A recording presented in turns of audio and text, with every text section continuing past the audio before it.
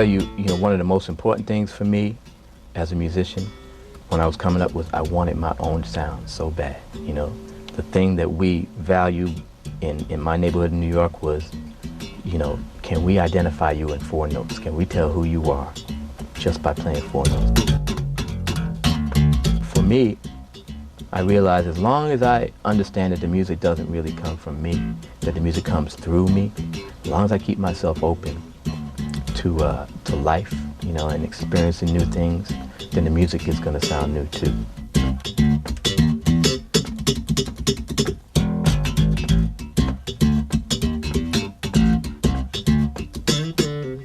Sure enough, one day, I know exactly when it was. It was my first recording session with Miles. Miles had called me out of the blue. I didn't even know he was interested in recording again. He had been off the scene for 6 years. He called me out of the blue and he said, I heard that you're a good bass player. Show up at the studio in an hour.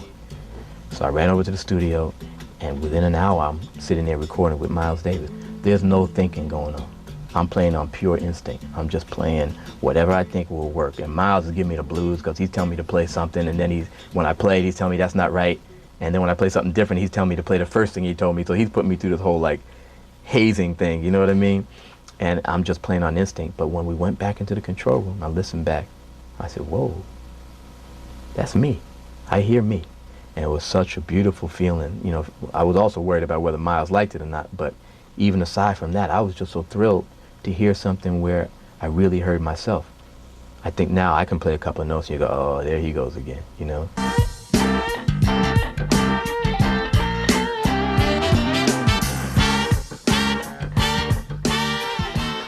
Larry Graham was Sly and the Family Stone's bass player, and then he had his own band called Graham Central Station.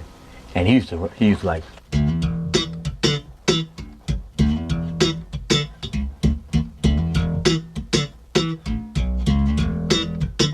so it was a funk thing. And I think Larry said he invented it because his drummer didn't show up to the church one day, and so he had to play drums and bass at the same time, so he figured he played with a more percussive style. So he's probably,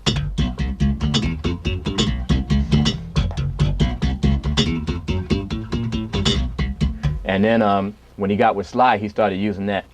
And so all the bass players around the country, when we heard that, we were like, whoa, because before that, we were playing like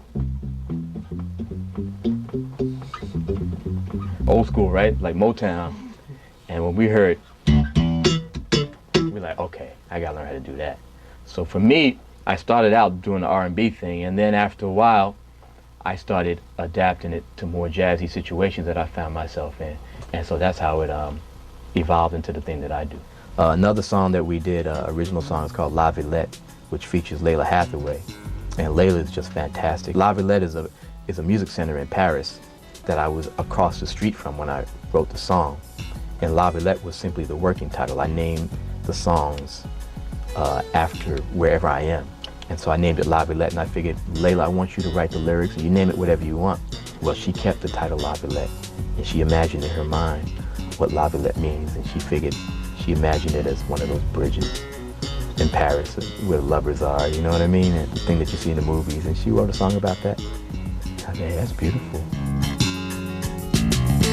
Don't you leave me standing in this reverie, holding on to flowers. Growing up in New York definitely affects your music. You get hit with everything early on. So when I was growing up, they were playing R&B, reggae music, Caribbean music, salsa, African music, everything. And you were hearing original versions. It wasn't like you had to turn on the radio. You could drive 10 blocks and you're in the Hispanic neighborhood and you're hearing real salsa. You drive another 10 blocks and you're uptown and listen to the African percussionists in the park, So all that kind of seeps into your consciousness, into your soul as a musician, and all that stuff finds its way into your music. So if you listen to my album, you're going to find it in the jazz bin. But you got to know that it's really just my personal music, and jazz is a big element in it, but you're going to hear my whole life experience. You're going to hear Luther Vandross, you're going to hear Miles Davis, you're going to hear Dizzy Gillespie, you're going to hear all these people that I've worked with kind of filtered through me. So what I'd like to do is slowly but surely introduce people to the whole me and say, yeah, I do the films and I do the jazz, and you'll see me behind Luther Vandross, and you'll see me hooking up music for any number of people, because I'm a complete, total musician. And then, when you're through with all that, I'll hit you with my own CD, you know, and you can hear all that kind of folding on top of itself, you know. So for me, it's really just trying to get people, introduce people to the whole me.